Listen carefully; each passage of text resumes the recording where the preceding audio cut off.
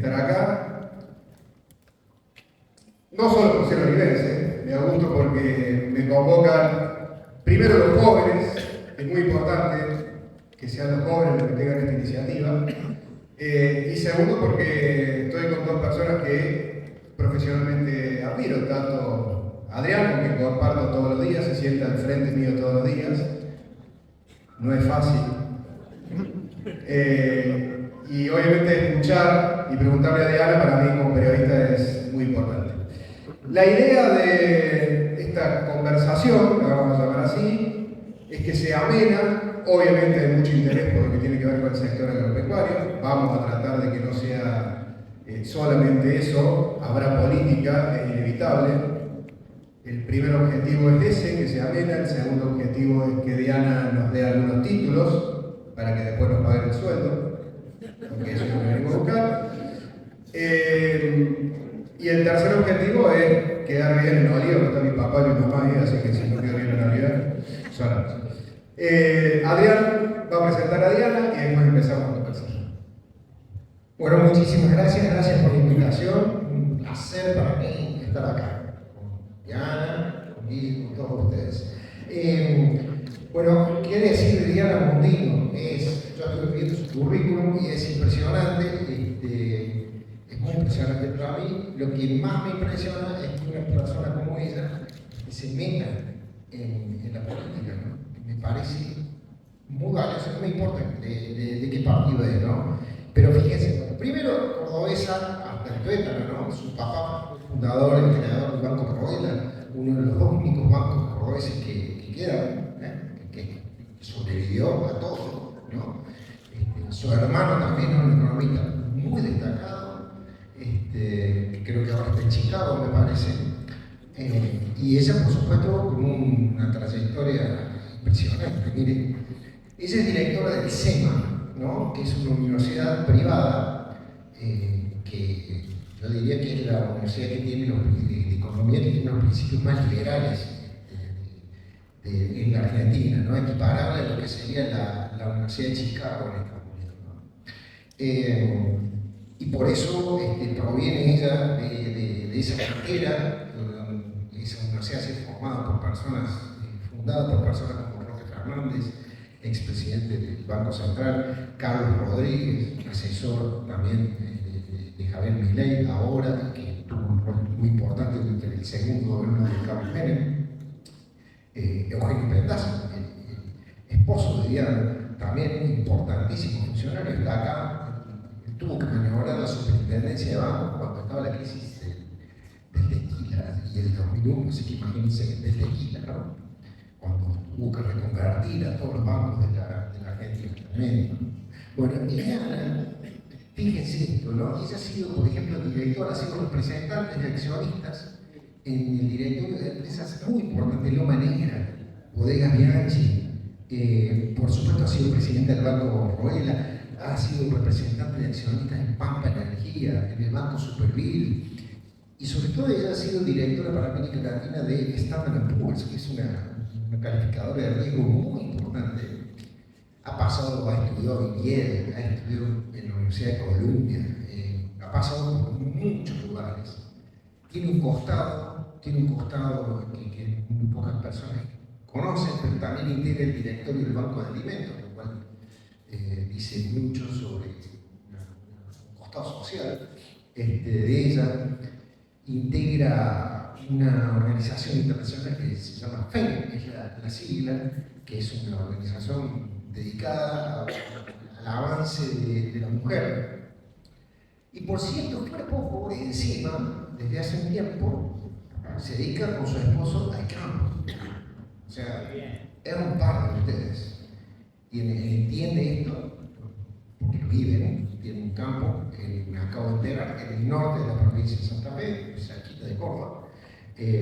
Así que con todo esto, con toda esa experiencia internacional, díganme si no es un privilegio que alguien decida dedicarse a la política, con todo ese conocimiento, con todo ese bagaje.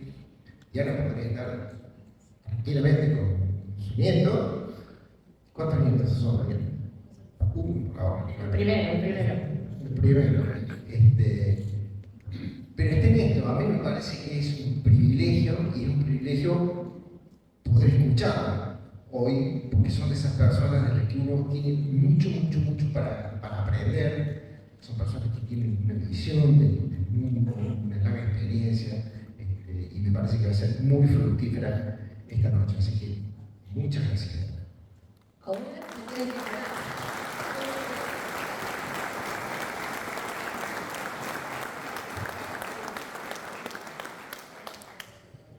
Bueno, yo voy a largar con la primera pregunta.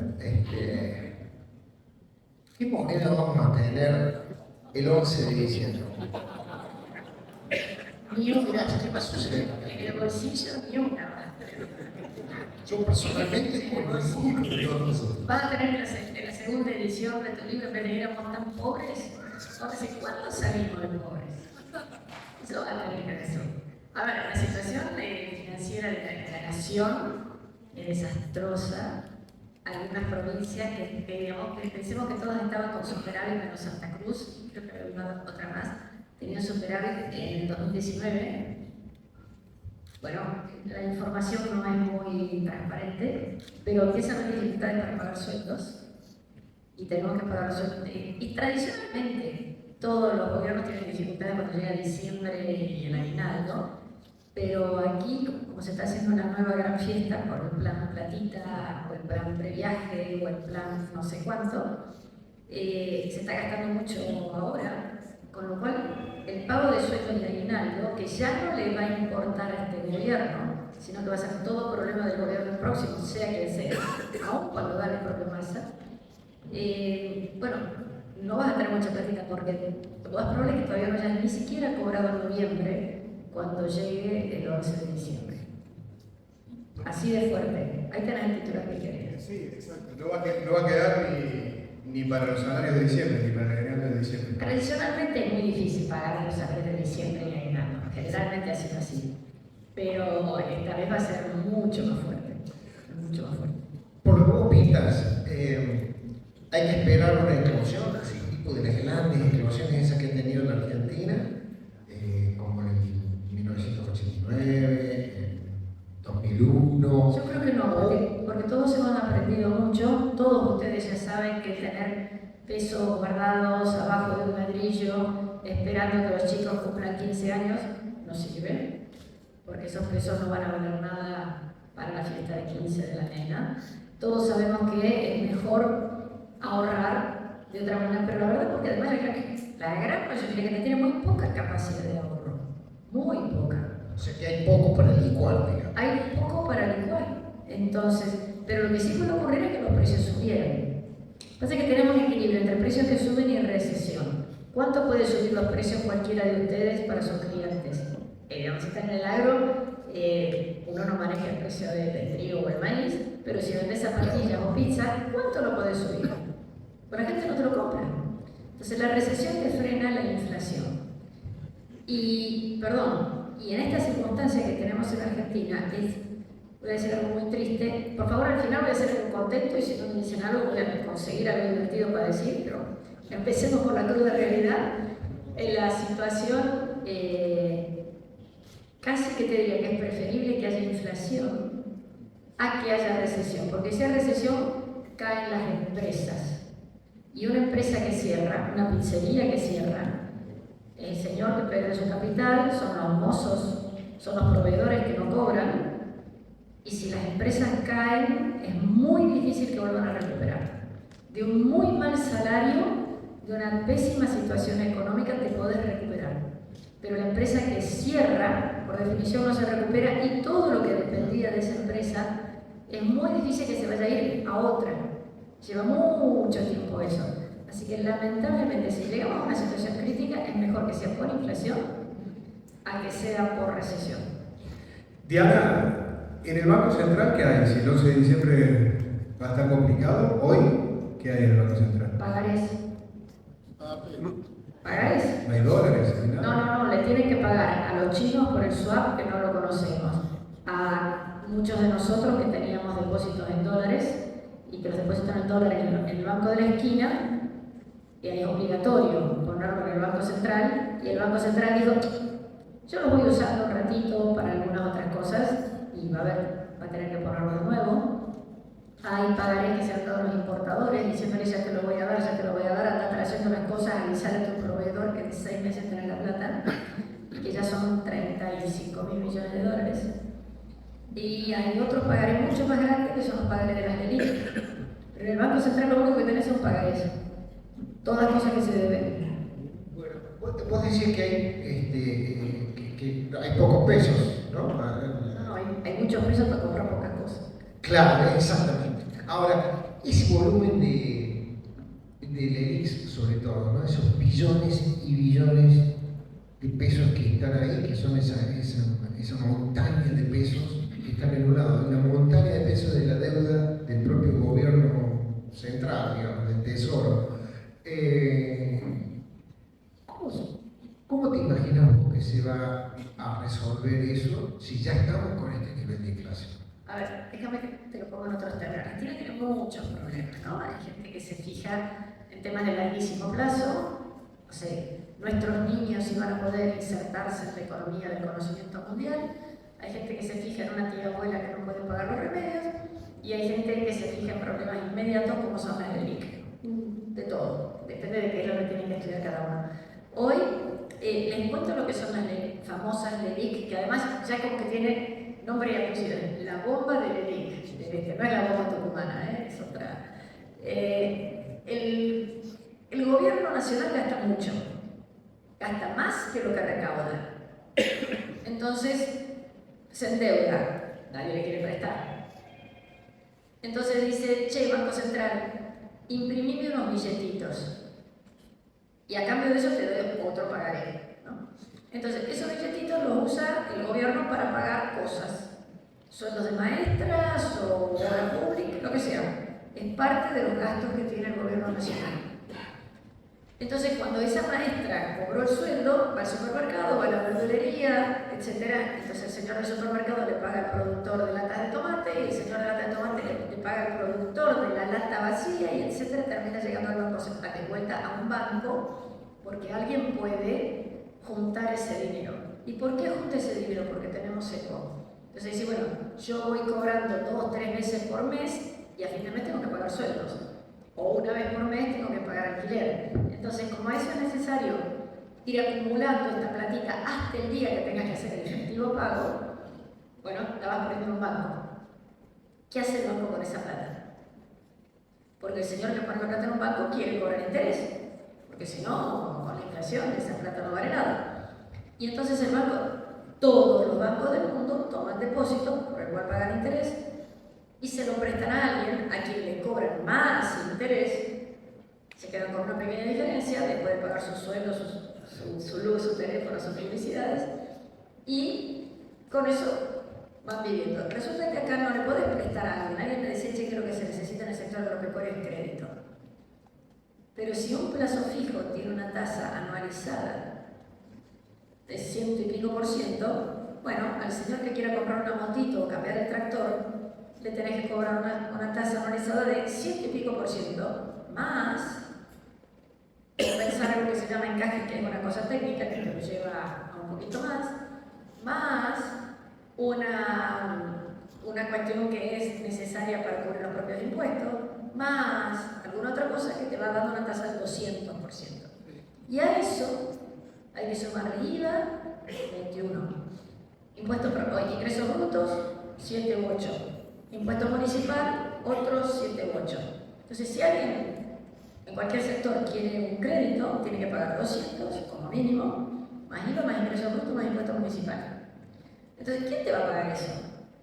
Y si sos el banco y alguien te dice, che, préstame para un motito, sí, no me importa la tasa, no se lo prestas. Dice, ¿cómo va a ser este tipo para pagarme esa tasa? Entonces, ¿a quién se lo prestan? Al propio Banco Central. Porque el propio Banco Central no quiere que esté la plata dando vuelta y la recibe. Pero esto, perdón, hay que pagar. No quiere que esté dando vuelta para que no haya inflación. Claro. Para que no haya más inflación. Claro. Pero resulta que es absurdo porque esa propia tasa que el propio Banco Central va subiendo, se la tiene que pagar al señor que depositó, es su plata.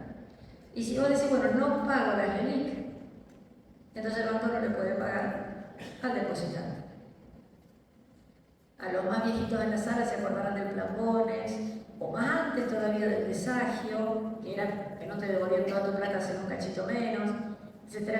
Eso hoy yo creo que no es factible, porque nunca es deseable, pero además de no ser deseable no es factible, porque dejarías de pagarle a la empresa que depositó su dinero para poder pagar sueldos. ¿Y qué es factible? Y que es factible hacer un cambio muy grande de eso, porque el Tesoro reconozca su propia deuda. O sea, un bono. O sea, sí, pero un bono que le da el Tesoro al Banco Central, no a la gente. No me lo da a mí, a usted o a usted, no. Se lo tiene que dar al Banco Central. Y el Banco Central con eso dice, che, este papelito nuevo, ¿de qué hago con esto? Bueno, lo vendo, o lo guardo, o le digo a la gente, ¿qué? ¿Este papelito?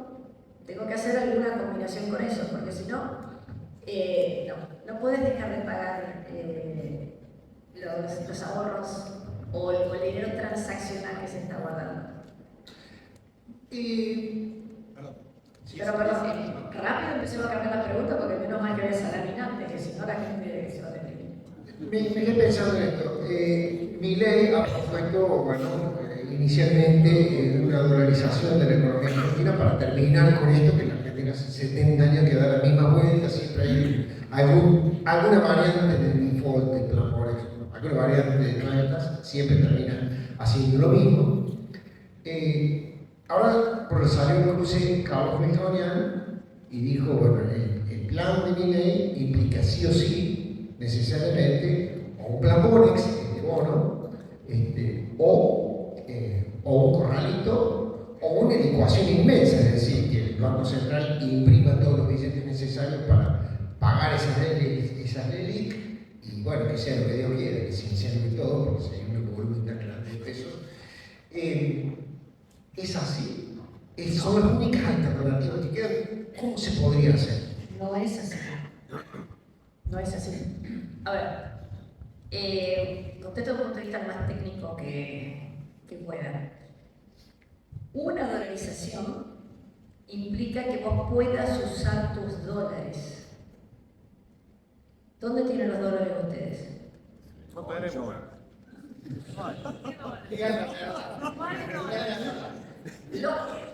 Lo que haya. Bueno, eso hoy, perdón, fíjense, ustedes venden algo a un señor que lo exporta. El exportador trae algo que varían $100, pero no se puede quedar con los $100. Hoy está obligado a entregar esos $100 al Banco Central al precio que el Banco Central diga. Y los tiene que traer rapidito. Que a lo mejor cuando se está en el sector agropecuario eso no es diferencia porque son commodities, etc. Pero si vos exportás carteras a Perú, el señor de Perú las toma en consignación y cuando él las venda, recién te las va a pagar. Pero vos le tenés que pagar al Banco Central dentro de los 15 días. Entonces, en el fondo, vos tenés que tener la plata para hacer las carteras y para pagarle al Banco Central hasta tanto tu cliente de verdad te mande la plata. Claro, en cualquier país del mundo lo que hay es una prefinanciación de los Bueno, no. lo que hay que pagar. Claro, pero la prefinanciación en otros países del mundo porque vos le das plazo al cliente. Pero acá el Banco Central dice, tráigame los dólares. ¿Qué pasaría si vos dijeras, los dólares son del exportador? Por lo tanto, ustedes cuando le vendan al exportador, ¿qué van a querer cobrar? Dólares. ¿Qué hacen con esos dólares? Pagas tu insumo, pagas y te queda a lo mejor un cachito. Porque al fin y al cabo, esos dólares, olvídense el tipo de cambio. ¿Cuánto valen esos dólares? Lo que sea el tipo de cambio de ese día. Y al fin y al cabo, el margen de una cosecha a veces es muy bueno, a veces es una catástrofe, ¿no? Hay de todo. Te quedas con los dólares y vas pagando todos los gastos y vas a tener que hacer la cosecha del año siguiente, también la vas a tener que sembrar. O si vendiste zapatillas, vas a tener que comprar de nuevas zapatillas. ¿Y el señor importador de dónde saca los dólares? ¿Qué se los pide al exportador? ¿Cómo es eso de que el Banco Central le dice, señor exportador, deme usted los dólares y después digo, a este sí, a este no, importador, le doy los dólares? O sea, es tan simple. Lo que pasa es que estamos tan colonizados mentalmente de creer que la única forma es que el Banco Central esté en el medio. ¿Por qué? O sea que no debería intermediar el central. Ese sería como el principio de la dolarización. No el 11 de diciembre. No el 11 de diciembre. No el 11 de diciembre. Porque tenés una cuestión del cepo también. A ver, ¿qué? Son dos cosas diferentes. Claro. Son dos cosas diferentes. El cepo es que vos no podés usar los pesos para lo que vos quieras. Vos no podés con tus pesos ir y comprar dólares con facilidad. Estás obligado a guardarlos dentro del sistema financiero, porque el mercado de capitales, si compras acciones o CDA o bonos, también todo eso termina dentro del sistema financiero. Vos no podés ir y comprar dólares libremente cuando quieras. Además tenés restricciones, si compras dólar mes o contado con liquidación, que 60 días antes no hagas tal cosa, que 90 días después no hagas tal otro, que los 200 dólares famosos, si ya tuviste el plan no podés comprar los 200 dólares. Todo eso es el cepo, que es algo adicional a la cuestión del valor del dólar. El gobierno dice que el dólar vale 350, y antes de que me preguntes, la última resolución del lunes pasado es 350 pesos del dólar. Hasta fin de octubre. No importa hasta cuándo. Hasta el día X. Y el día X más uno, ¿cuánto vale el dólar? A vos te dijeron que ahora el dólar es hasta acá. Y después. Ya sabemos que al día siguiente que termina esta resolución, el tipo de cambio va a tener que subir. Porque no podés dejar con esta inflación que tenemos en Argentina una semanita de agosto, más todo septiembre, más todo octubre, con algo planchado. Lo frenemos ahí un ratito, Diana. Ya sabemos que va a haber otra devaluación después del 31 de octubre. Es más, es probable que haya dos antes del 10 de diciembre. O antes del 31. O antes del 31 de octubre, sí. Ese es uno de los aspectos de la economía que viene hasta el 10 de diciembre. ¿Cuáles son otros? ¿Cómo describirías hoy? No un técnico como venimos siendo hasta ahora, concuerdo con vos que las preguntas tienen que ser a lo mejor un poquito más coloquiales, pero ¿cuál es la situación? ¿Qué es la típica, no? El Titanic ya le pegó al iceberg, ¿cuál es la metáfora? Ahora, si nos vamos a meter en metáfora, el Titanic ya chocó con el iceberg y estamos viendo quién se mete en el bote, pero ya chocamos. Pongámoslo en estos términos, ya tenés inflación del 150%, ya tenés piquetes, ya tenés pobreza, ya tenés 14 gobernadores que le han dicho a Massa, minga, o sea, no te voy a hacer caso. O sea que no, ojo que no es tan como es la situación ahora. Eso, pongámoslo al revés, ¿qué tiene que pasar para que eso empiece a mejorar?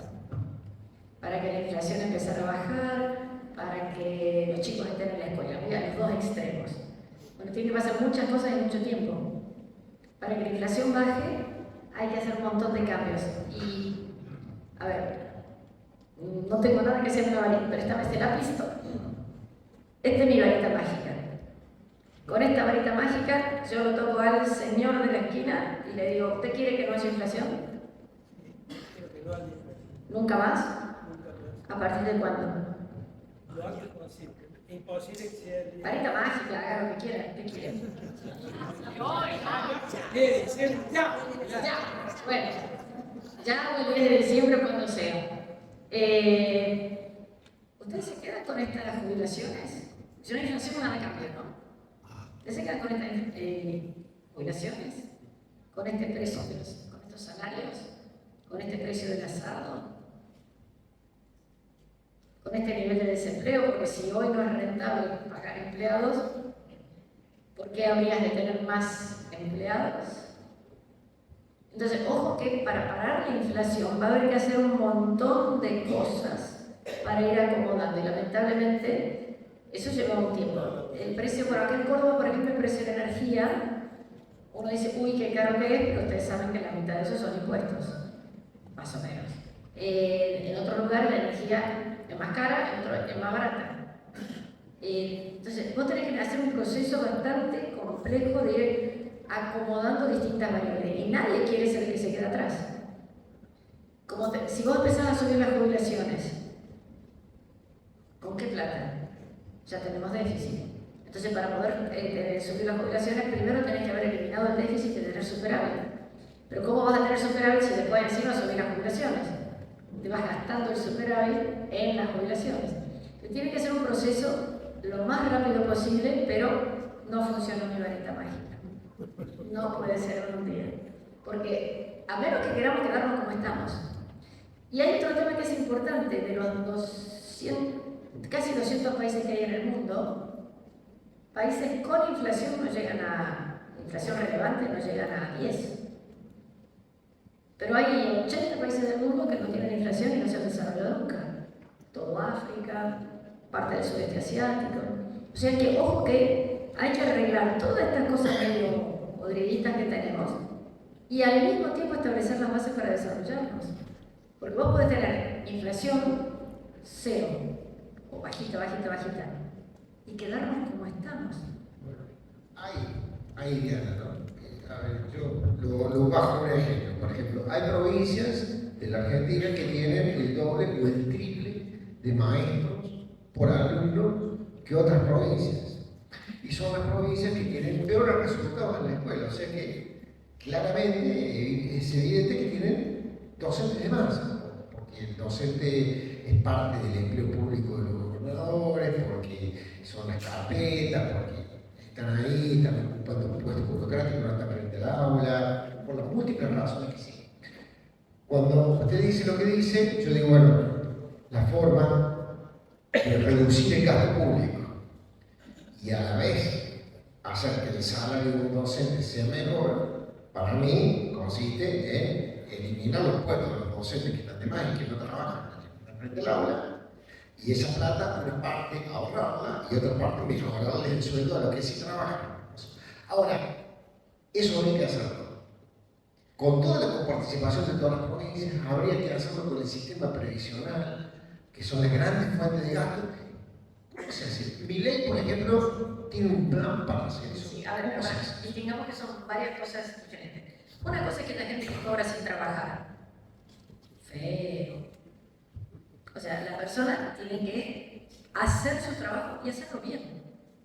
¿No?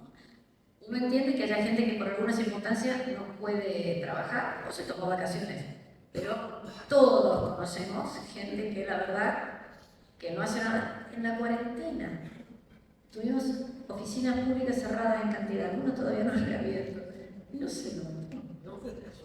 Entonces, necesitamos que la gente haga su mejor esfuerzo para que su trabajo sea lo más eficiente posible. No saques a nadie, pero un trámite en vez de tardar 3 meses que te tarde 5 días. ¿No? Que puedas hacer las cosas rápidas, que el horario de atención al público en vez de 7 de la mañana a 11 sea de 7 de la mañana a 7 de la tarde, distribuir a la gente, que la maestra enseñe a los chicos, que vayan a hacer la tarea a la casa. Todo eso llevaría muchísimo tiempo de organización y de convicción de que la gente que antes no cobraba, que antes cobraba sin hacer nada, se ponga a hacer algo.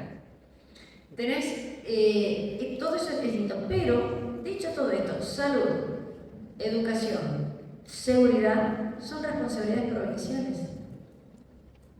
Ahora con la muerte de el asesinato de este chico que fue antes de ayer, un tipo que por robarle el celular lo mataron.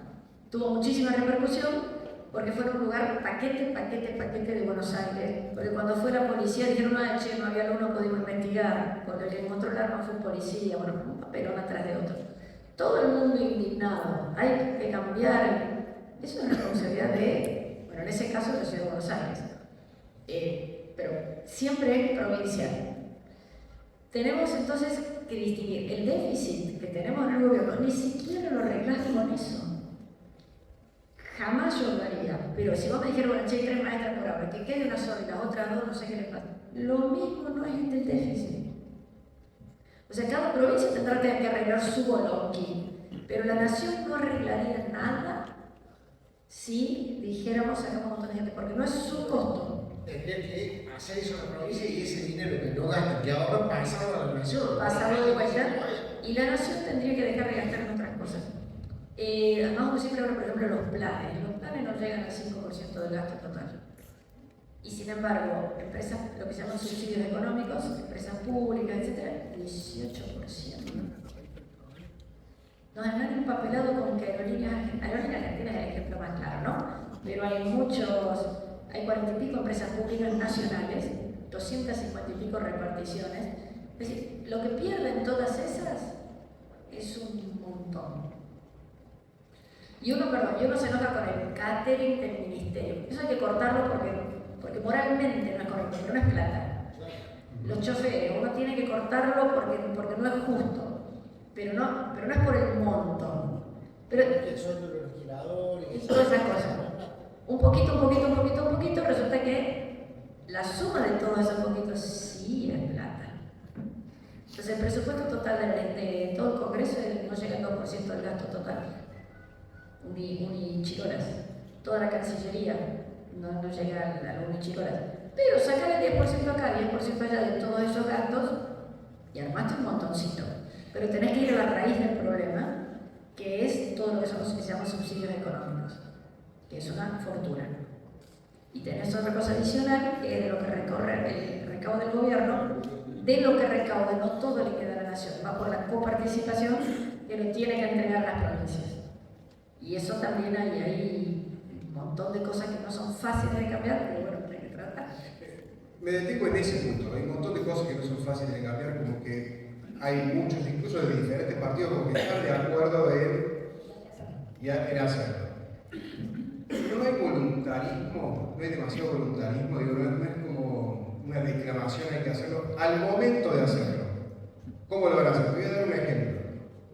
Hoy en la radio hicimos una nota a un sindicalista de Neuquén que promovía, que lo viene haciendo hace varios años, que promovía que no le tomaran las pruebas a aprender a los alumnos. Porque era multiple choice, era una manera diferente de tomar y era mala información. Ni siquiera pueden tomar las pruebas a aprender. ¿Cómo vas a hacer para retirar todos los subsidios? ¿Cómo se podría hacer? ¿Cómo se podría hacer? Te lo pongo a repetir, ¿qué pasa si no lo haces? El sindicalista va a seguir cobrando el sueldo. ¿A quién el sueldo? ¿Con qué plata? ¿De dónde? ¿Cuánto va a tener que ser la emisión del año que viene? Simplemente para compensar el 150% de inflación que tuviste este año. O sea, podemos decir, espera, una cosa es voluntarismo, si no, y otra cosa es voluntad. Yo quiero cambiarlo, ¿qué hay que hacer? Te van a hacer una cara de dedos. Pero si no lo intentas, no vas a poder. Pero además hay cosas que, bueno, el Titanic ya chocó. Tenés que ver quién va a los botes. Y a lo mejor el sindicalista no es el primero que va a los botes. Ahí te quiero llevar. Te tiene que cerrar la cara de dedos, el Titanic ya chocó, ese es el escenario de desesperación. Después del 11 de diciembre, gane quien gane, yo entiendo que va a haber cambio, no va a haber continuidad. Si hay cambio, la calle, en ciudades como Bolívar a lo mejor no se nota, pero en ciudades grandes se nota mucho. La calle va a estar muy caliente. ¿Y vos lo sabés? Ya está muy caliente. Mucho más. A ver, pero tenés 140 de inflación ahora, pero yo no tengo en las últimas 2 semanas un corte en Colón y General Paz. Una cosa es el voluntarismo y otra es voluntad. Y otra cosa es el derrotismo, es decir, no voy a poder porque va a haber piquete. Y si no lo haces, ¿qué? Si no estamos dispuestos, a ver, tuvimos hace una horita un montón de chicos amorosos acá que están trabajando para hacer las cosas limpitos, prolijitos, encantadores, tratando de ir para no irse del país. O cambiamos el país o cambiamos de país. No sé si les queda claro eso a ustedes. O hacemos los cambios por difícil, doloroso, lento que vayan a hacer, o estos chicos no se quedan. ¿Para qué se van a quedar? ¿Quién va a pagar todo eso si no? El tema es que va a ser difícil, ya lo saben, porque si no, cualquiera lo hubiera hecho. Pero hoy tenemos una situación, es decir, che, no me alcanza la plata, qué lástima, para de comprar lo mismo. No hay plata, no entienden lo va a dar. Entonces, la situación que tenemos es que la inflación viene siendo así. Yo podría ser, el año que viene va a ser acá, con lo cual si la mantenés quieta ya fue un éxito. Y para ninguno de nosotros va a ser un éxito si se queda donde está, que es altísima.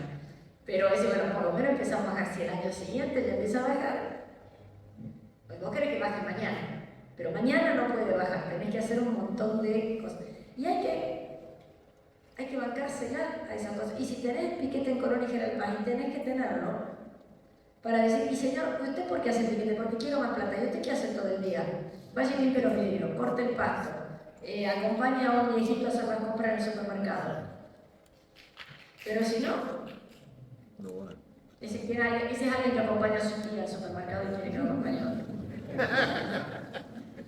Diana, ¿Qué diferencia hay? Esto te lo llevo porque es una discusión bien de estos días, entre la dolarización, que ahora ya no es tan de un día para el otro, como había dicho Milei al principio, que dijo, Sí, porque- yo ya tengo quien me va a prestar los dólares. Sí, señor, y estaba, y eran 9.200 millones de dólares, dijimos pongamos 10.000 para no ahorrarla, ya son 35. 9.200 estaban, ya te digo, eran 10.000. ¿Y quién pone esos 35 millones? No, nadie ahora, 10.000 te lo ponía, 35 ya no, en 4 meses pasamos. De 10.000 a 35.000, que son necesarios ahora. Bueno, está bien. Pero él dijo al principio, nosotros vamos a poner esos dólares, tenemos esos dólares, yo tengo, consigo quien los preste. Y ahora, por las razones estas, es la dolarización a largo plazo, empezando por aceptar el uso del dólar como parte de las transacciones. ¿Qué diferencia hay entre eso y el bimonetarismo que propone Melconian, Patricia Bullrich y la Fundación Mediterránea? Me parece que yo no le encuentro la diferencia ahora. A ver, la libertad de moneda, que en realidad lo que propone, sería, perdón, bimonetarismo podría ser cuatrimonetarismo, sería... Correcto, ¿no? porque puede ser, si decimos dólar, pero podría ser euro. Claro, si vos estás en misiones y querés hacer cosas con encarnación, y bueno, aceptarás guaraní o real o lo que sea, ningún problema con eso. La diferencia es que vos decís, estoy tratando de que el peso deliberadamente vaya siendo sustituido por el dólar. A ver, si ustedes pueden cobrar en pesos o en dólares, levanten la mano que prefiere pesos. ¿Cuánto te dura el bimonetarismo? Ponle el nombre que quieran. Si quieren, pongamos ese nombre. Listo. Claro, pero digo, Milei habló en un momento de cerrar el Banco Central, con lo cual vos cancelás al emisor La capacidad de pesos, emitir dinero. y es como que, bueno, decir, renuncio al uso del peso como moneda de curso legal. En el bimonetarismo queda abierta la chance de que el Estado, por algún milagro, comience a comportarse racionalmente y el peso, bueno, encuentre su camino y sobreviva y se mantenga, ¿no? ¿Es esa la diferencia? Yo creo que el bimonetarismo es mejor que nada. Perdón, no tengo muy claro que el bimonetarismo es que puedas usar lo que quieras. Bueno, hoy en Argentina tenemos que hacer varios cambios inclusive para lograr eso, ni siquiera es tan fácil. Son menos cosas que para una sustitución del peso por el dólar. Pero los otros días hay una frase que me encantó. Ojo, una cosa es la dolarización y otra cosa es la despecificación. Bueno, en el bimonetarismo, o la cosa esta que están diciendo, que todavía no la han explicado, así que ya veremos cuando le expliquen el estudio bien y te vuelvo y te cuento, si hay más a la mía vuelvo más rápido. Lo que tenemos que entender es, ¿te van a dejar que hagas lo que quieras con tus dólares o te los va a seguir manejando el Banco Central? Punto importantísimo. Cuando tengas el dólar que lo maneja el Banco Central, ¿quién va a definir el precio? Punto importantísimo. Cuando vos tenés la libertad de monedas, el dólar es tuyo y queda en tu bolsillo y lo venderás cuando quieras o con tu proveedor le arreglarás de pagarle también en dólares. Porque, a ver, si alguien tiene dólares en la mano, sus clientes le han pagado en dólares, sus proveedores, ¿en qué le van a cobrar? El bimonetarismo es una dolarización de buenos modales. Vos querés un titular y no te lo voy a dar. Eso leí. No te lo voy a dar. Era el segundo objetivo. Yo te dije, una charla amena, no tan técnica, me cuesta con Adrián. Un título y. No. Diana, hablemos un poquito de política y de tu rol. Vos sos candidata, pero también sonás como posible canciller. En Oliva estamos teniendo una posible, muy probable diputada o una canciller de Argentina. ¿No es tan alocado pensar en eso? Hay que estar alfombra roja, ya me voy a a ver, yo me estoy presentando para candidato a diputado. Si Javier Milei gana, las propuestas hasta ahora, y la política puede tener sus cosas, en principio yo estoy trabajando como si las cosas que estoy hablando, con la gente con la que estoy hablando, los temas que estoy estudiando, son temas de Cancillería. La idea es que Argentina, no mañana, pero lo más pronto posible vuelva a tener el lugar que tenía en el mundo, el que nunca debe haber perdido. Que Argentina vuelva a ser respetada en el mundo, que Argentina deje de dar lástima, que deje de mendigar. Que Argentina pueda comprar y vender con el resto del mundo. Los argentinos podamos hacer cosas con el resto del mundo. No debería ser demasiado difícil. Lo que pasa es que tantas veces hemos fracasado que es muy complicado volver a establecer esa relación. Yo estoy trabajando, porque digamos, si Javier Milei gana, el 10 de diciembre hay que hacer muchas más cosas que ocuparnos de esto. Claro, es súper interesante. Te acaba de dar un título, ¿no? ¿Es así? No, a ver, él que gane, quien sea que gane. Son la conductora designada, digamos, ¿no? Así que nada de alcohol hasta el 11 de diciembre. ¿Qué pasa con esto que dijo Milei sobre China, sobre todos los países que él considera comunistas, que no tendrían ningún tipo de relación, saldrían los BRICS? No. ¿Cómo es eso? Porque se generó muchísima Lo que efervescencia. Javier dijo es que él no me acuerdo si la palabra incentivaría o fomentaría las relaciones. Una cosa es la relación Estado-Estado y otra cosa es las empresas. Nosotros en Argentina tenemos tratados secretos. Nadie sabe lo que tiene el swap. Nadie sabe lo de la base china. Nadie sabe cuáles eran las condiciones posibles que todavía no está avanzando. Nadie sabe todavía por qué se hizo el pacto, se intentó hacer el pacto con El Irán. pacto con Irán. Estamos llenos de cosas secretas. El Estado argentino, si Javier Milei fuera presidente, no vamos a tener nada secreto. En lo posible, ojo que los Estados tienen responsabilidad a lo largo del tiempo, es un ente jurídico, vamos a tratar de abrir lo que se haya hecho, si es que se puede. Yo he hablado con gente de Macri que me dice que nunca pudieron entender que lo que estaba dentro de algunos otros. Y ojo que no es solamente con China. El pacto con Chevron sigue siendo secreto, ¿no? O sea, hay cosas que uno no tiene. Entonces, un Estado no debería tener cosas secretas, salvo con honrosísima excepción en caso de guerra o conmoción pública.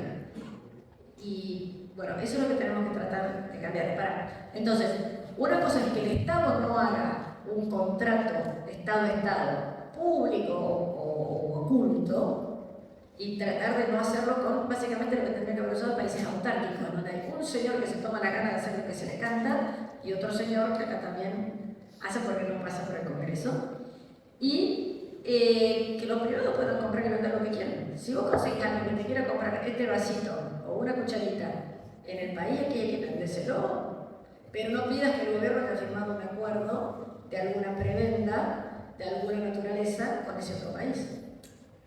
Diana, cuando Carlos Menem asumió y dijo, yo voy a alinear a la Argentina con Occidente, con Estados Unidos y demás, hizo un par de gestos así muy grandes. Primero creo que fue participar en la guerra del Golfo, después lo que hizo con los cascos azules, con los cascos blancos, en fin, una serie de medidas que tuvieron un golpe de efecto muy grandes, marcaron claramente para dónde quería ir la Argentina.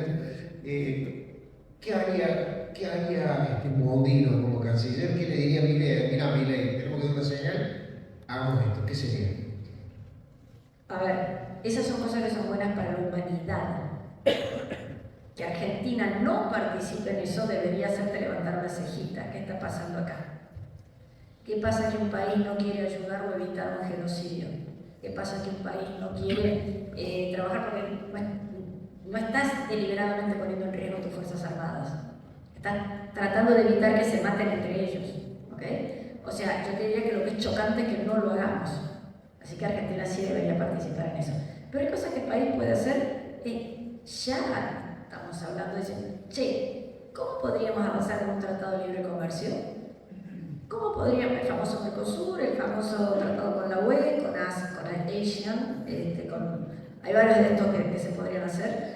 ¿Qué cosas le metemos adentro? Lo que se estaba negociando, que se pagó, que se estuvo negociando en la época de Macri, y que no continuó avanzando, eran temas estrictamente económicos. Hay muchísimos otros, desde homologación de títulos universitarios hasta regulaciones sanitarias del producto que vos estás vendiendo, y ahí estás participando en el mundo. Yo te estoy vendiendo un producto, a vos que estás en el país XX, en Austria o en Vietnam, te estoy vendiendo un producto que cumple con tus restricciones, que cumple con tu calidad. Y eso tiene una cantidad de ventajas sobre Argentina enorme. Tenemos leyes anticorrupción que tiene el resto del mundo que nosotros podríamos traer. No sé si el Congreso las va a aprobar.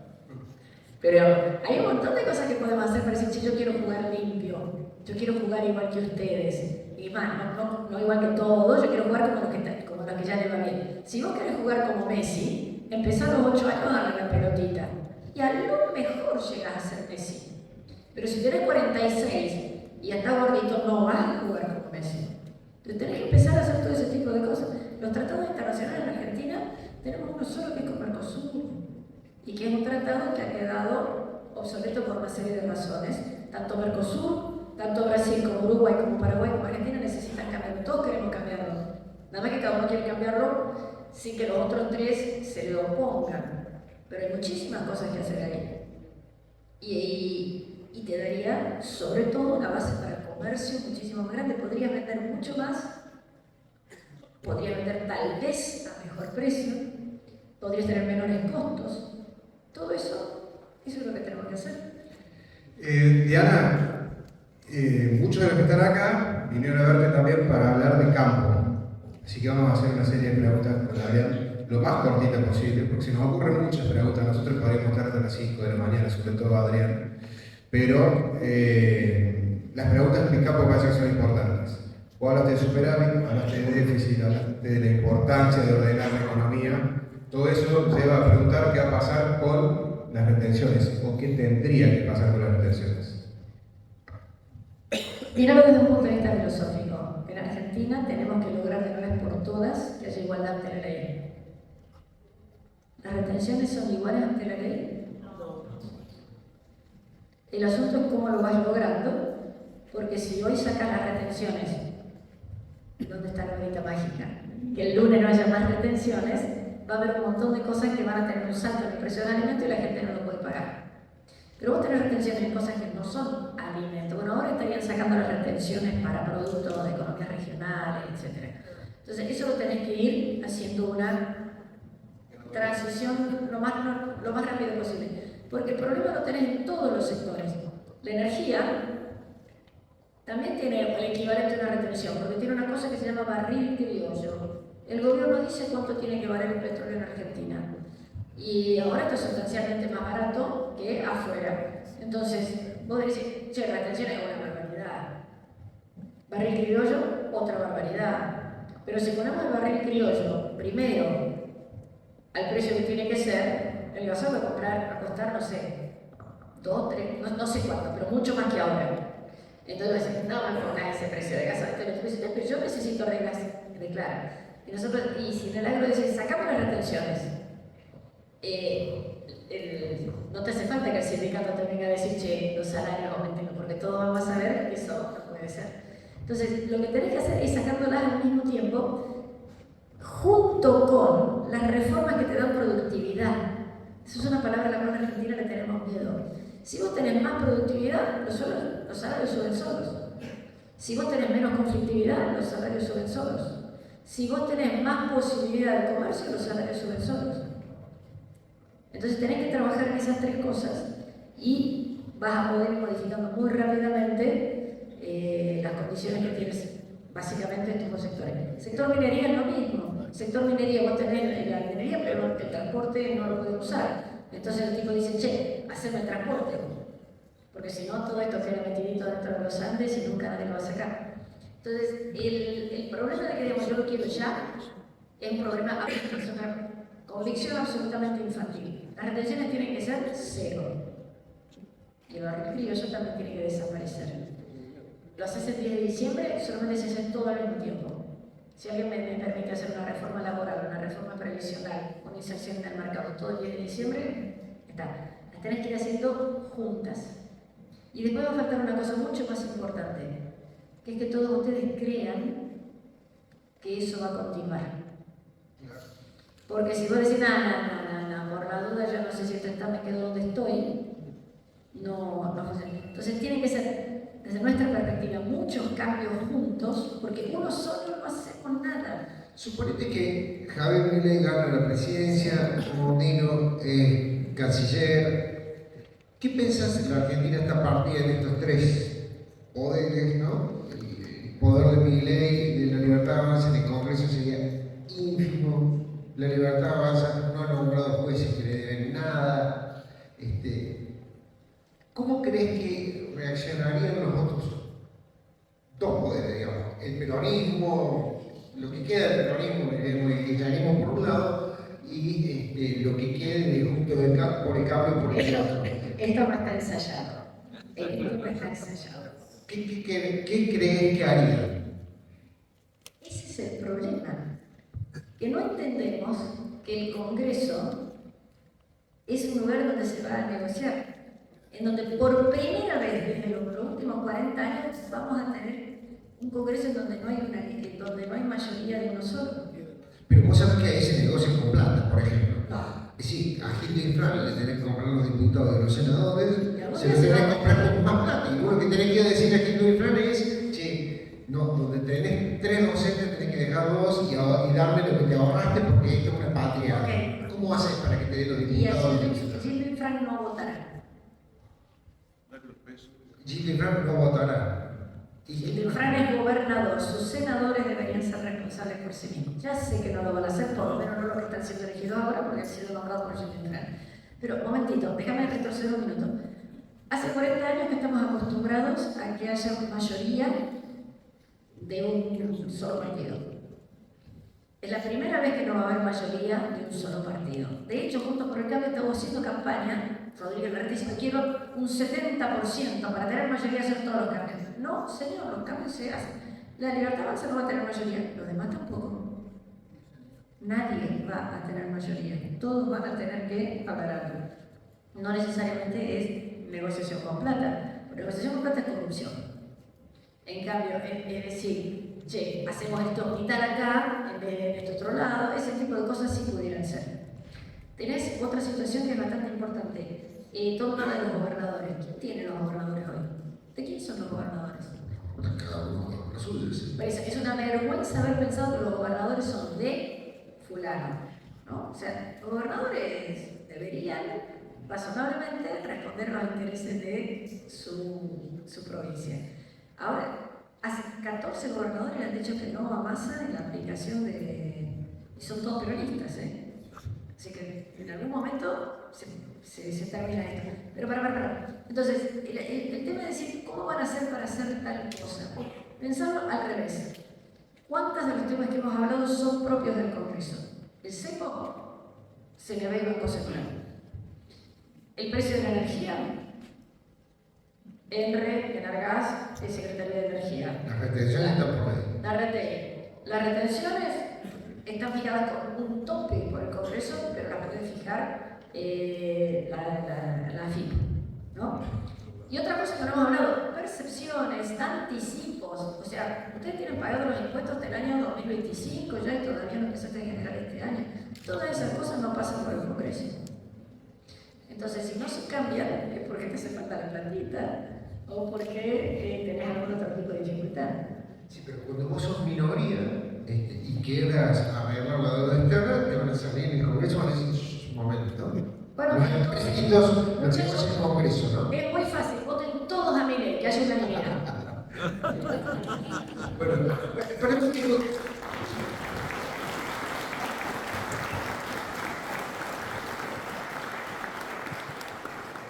venimos hablando de los gobernadores y yo hace mucho que quiero hacerte preguntas.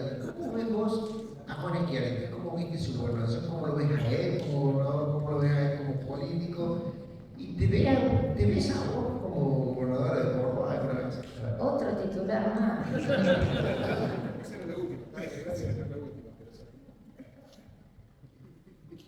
Los cordobeses tienen derecho a elegir a quien quieran y como quieran.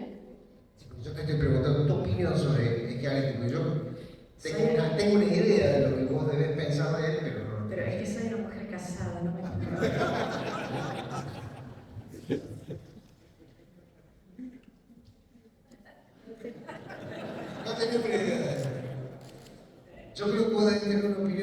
muy positiva de que la inversión, pero no sé.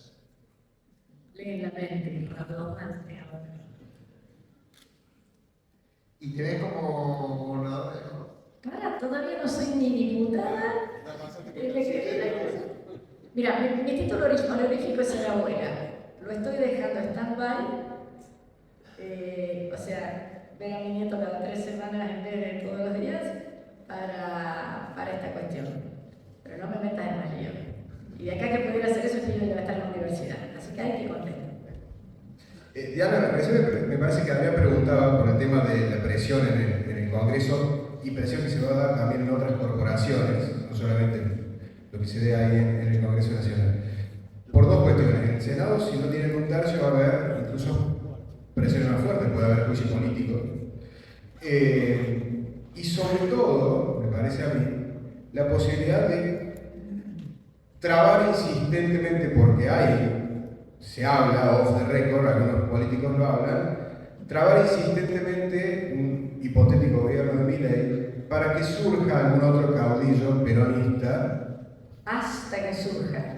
Pero mira que lo vienen buscando, ¿eh? Sí, bueno, ahí. Mira que han gastado plata en armar un nuevo caudillo peronista. No muy lejos, hay unos 96 kilómetros en dirección al centro de la provincia que tiene, a lo mejor algunos allegados a él tienen esa idea de que un mal gobierno de Milei podría hacer resurgir algún caudillo peronista. ¿Y no te sería 1000 veces mejor que venga un buen gobierno de Milei que se banque todo esto, que arregle un poco el bodrio y después ellos vienen y llegan sobre ya te arreglaron la ley, ya te arreglaron las maestras, ya te arreglaron las calles, ya te pusieron los sistemas y ahora vos sos el presidente? ¿Vos sabés el desgaste que va a tener el pobre infeliz que gane? Yo lo que no entiendo es por qué alguien quiere ganar, pero bueno. O sea, después vas arriba de lo que otro te arregló un cachito. Y si lo quieren voltear, lo voltearán. Y esa es la sociedad que tenemos, que acepta que esas cosas pasan. Pero vas a vivir mejor si lo volteas a quien sea que gane. Entonces, ¿para qué vas a hacer eso? ¿Cuánta ambición puede tener alguien que quiere organizar ese tipo de cosas? Para que no se... Mira, la semana pasada vimos los saqueos. 5 provincias simultáneas. Nadie se había dado cuenta. No salió ningún medio por un tiempito. Eran los tweets, los videitos, no sé yo, que circulaban y primero lo negaban, después era culpa de ley, después era no sé qué, después... y la policía. Y las fuerzas de inteligencia. Y todo eso, ¿dónde está? ¿Para qué lo están pagando? Entonces, alguien tiene que empezar a poner un poquito de orden. No va a ser fácil. No va a ser una cosa que uno diga, bueno, mañana todo está funcionando bien. Y se lo pongo en otros términos. Uno dice, bueno, bajo los impuestos, pero cobro bien, ¿eh?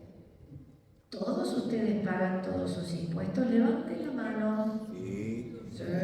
Bueno. No miro para no ofender. Todo el mundo hace todo lo que tiene que debe hacer.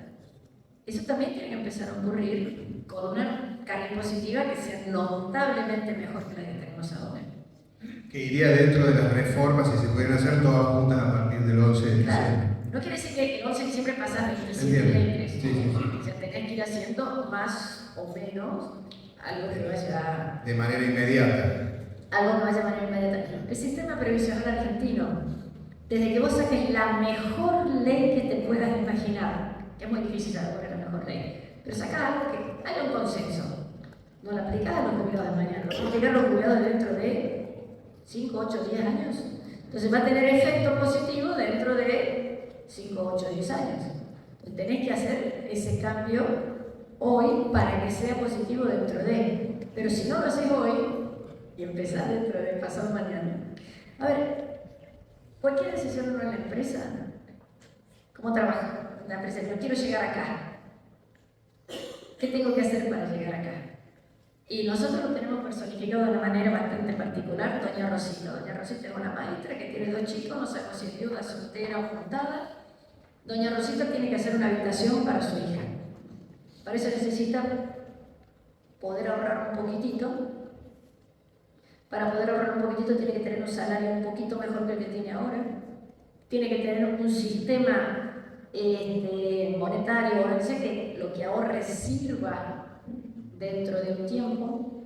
si quiere comprar una casa, que las cuotas no se le vayan muy lejos, que haya la posibilidad de que ese ahorro en una moneda que no se deprecia se canalice en un sistema financiero mínimamente decente, que ese sistema financiero mínimamente decente le preste plata a una empresa para que esa empresa pueda producir más de alguna otra cosa y contrate más gente y contrate a los hijos de doña Rosita. Entonces vos lo que querés es que la clase media baja pueda ahorrar. No hoy, no estamos pidiendo que la totalidad de Argentina pueda ahorrar porque eso es inviable porque tenemos un 40% de pobreza. Pero digamos que la clase media baja puede ahorrar. Hoy es imposible. La clase media tampoco puede ahorrar. Y aunque tenga un resto económico que te lo gastas, pero ¿qué vas a hacer?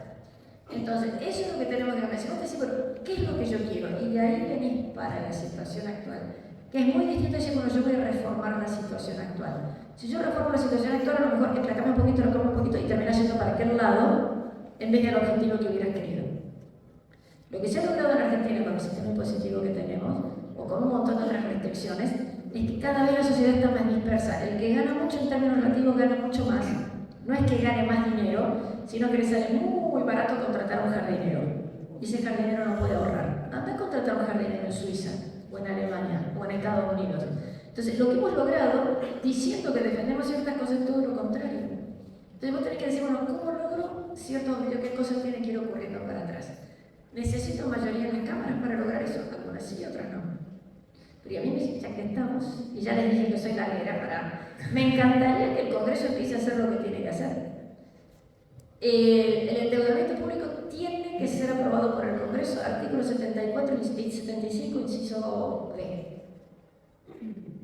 ¿Dónde vieron un endeudamiento aprobado por el Congreso?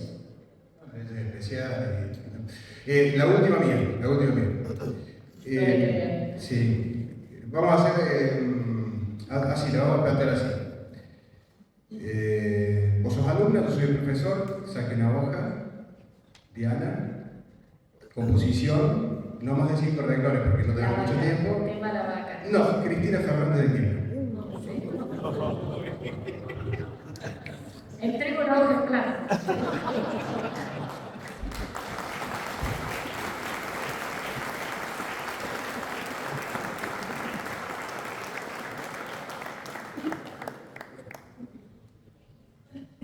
Bueno, máximo entonces.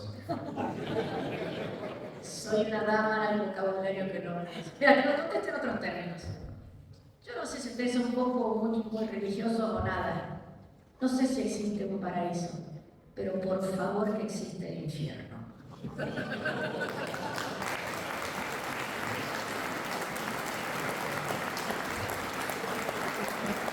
Vamos a una decisión de preguntas de la audiencia que me parece más interesante.